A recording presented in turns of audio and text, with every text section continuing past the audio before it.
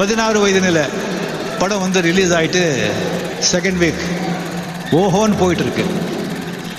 அந்த 16 வயதில் அதுக்கு முன்னாலே வந்து நான் படங்கள் நிறைய பண்ணியிருந்தா கூட அந்த 16 வயதில் அந்த படத்தில் அந்த பரட்டை கேரக்டர் தான் எனக்கு வந்து பட்டி தொட்டியெல்லாம் கொண்டு போய் சேர்த்த கேரக்டர். பாமர மக்கள்கிட்ட எல்லாம் போய் சேர்த்த கேரக்டர் இந்த பரட்டை கேரக்டர் 16 வயதில். அந்த டயத்தில் வந்து ஒரு ப்ரொடியூசர் என்கிட்ட வந்தாங்க. வந்து ஒரு படம், அந்த ஹீரோ பேரை வந்து நான் சொல்லலை, அந்த படம் அவர் ஹீரோ, அதில் வந்து ஒரு நல்ல கேரக்டர், நீங்கள் ஆக்ட் பண்ணணும் அப்படின்னு சொன்னாங்க. எனக்கு டேட்டும் இருந்தது. சரிங்க, ரெம்யூனரேஷன் எல்லாம் பேசணும். எல்லாம் வந்து நான் 10,000 ஸ்டார்ட் பண்ணி 6,000க்கு வந்து நின்னோம். சரிங்க, 6,000க்கு ஒத்துக்கிறேன். சரிங்க, இந்த நீங்கள் அட்வான்ஸ் எப்போ வந்து அட்வான்ஸ் கொடுக்கறது பழக்கம், நாம் அது உறுதி செஞ்சுட்டோம் அப்படின்னு சொல்லிட்டு ஒரு 100 ரூபாவோ 200 ரூபாய் ஏதாவது கொடுத்த ஒரு பழக்கம். சரி, நான் கேட்டேன், ஒரு 1000 ரூபாய் அட்வான்ஸ் கொடுங்க சார். அவர் பார்த்து, இல்லைங்க நான் எதுவும் கொண்டு வரல, நாளைக்கே ஷூட்டிங்கு, நான் நாளைக்கே வந்து நான் ட்ரெய்லர் அனுப்புகிறேன், அது கூட ப்ரொடக்ஷன் மேனேஜர் அனுப்புகிறேன், அவர் வந்து இந்த 1000 ரூபாய் கொடுத்துருவாங்க, நீங்கள் மெஜர்மெண்ட்டில் கொடுத்துருங்க, நாளைக்கு ஷூட்டிங்கு. சரிங்க. சரி, நெக்ஸ்ட் டே வந்துட்டு இந்த ப்ரொடக்ஷன் மேனேஜர் வந்தாங்க, ட்ரெய்லர் வந்தாங்க. கேட்டு எங்கெங்க 1000 ரூபான்னு கேட்டேன் நான்.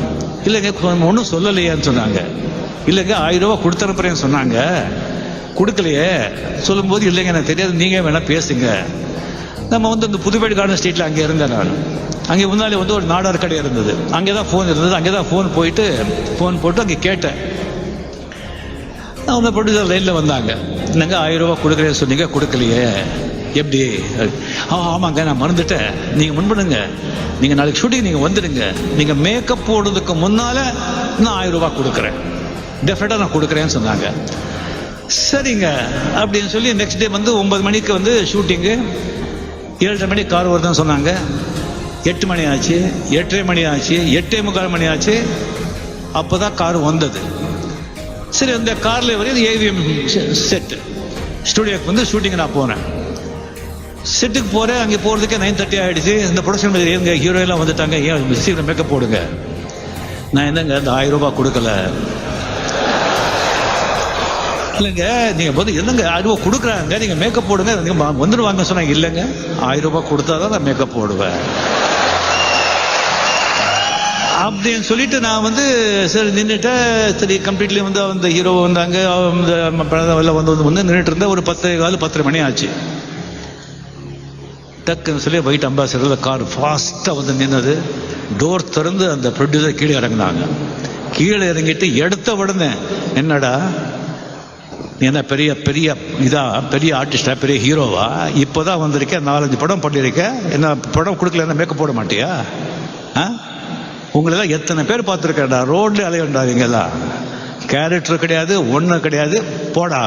நான் வந்து என்னங்க நீங்கள் தானே சொன்னீங்க, அதனால நிற்கிறேன்னு சொன்னா, வீட்டுக்கு போ, கேரக்டர் கிடையாது.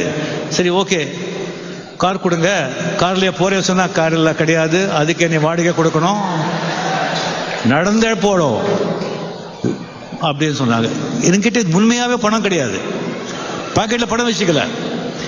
இந்த மாதிரி நான் என்ன தப்பு பண்ணேன், இவ்வளவு அவமானப்படுத்தாருன்னு சொல்லிட்டு ஏவிஎம் ஸ்டுடியோல இருந்து அப்படியே நடந்து வர்ற.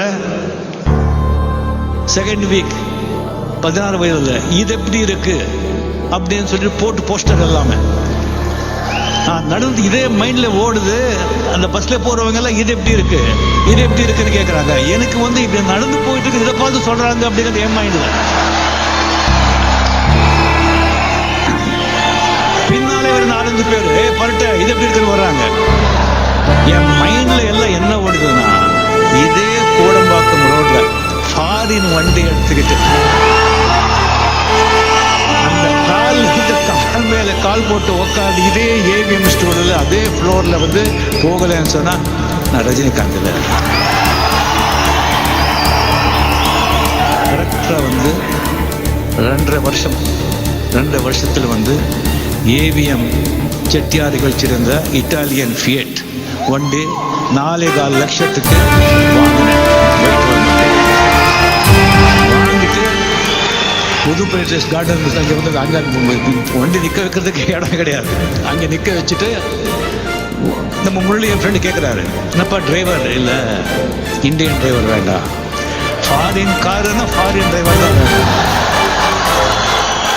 இந்தியன் காரு தான் இந்தியன் டிரைவர். ஃபாரின். எங்கே ஃபாரினால எங்கே பிடிக்கிறது? அவர் 10 நாள் ஆச்சு, 15 நாள் ஆச்சு. அதுக்கப்புறம் ஒரு 6 feet ஆள் கொண்டு வந்தாங்க, ராபின்சன் அப்படின்னு பேர்.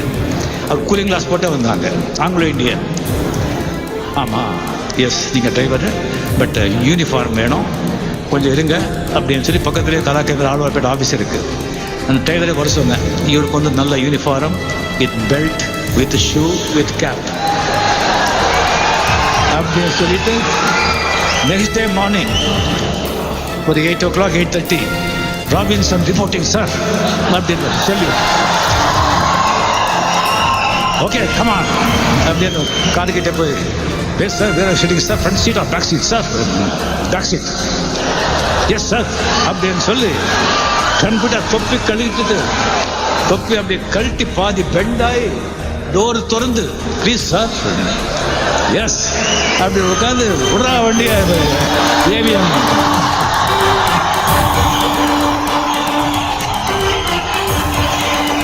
அதே ஃப்ளோர், அந்த புல்டோசர் வண்டி எங்கே அம்பாசிடர் நிற்க வந்தோ அதே அங்கேயே அந்த வண்டி நிற்க வச்சு கீழே இறங்கி 555 சிகரெட் வண்டி மேல கை வச்சுட்டு 2 சிகரெட் எல்லாம் வந்து